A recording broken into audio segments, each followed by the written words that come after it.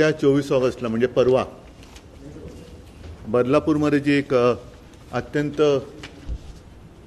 विकृत अशी दुर्घटना घडली, दुष्कृत्य घडलं, त्याचा निषेध करण्यासाठी महाराष्ट्र बंद महाविकास आघाडी आणि इतर सर्व पक्षांनी जाहीर केलेला आहे। हा महाराष्ट्र बंद केवळ राजकीय नाही आहे।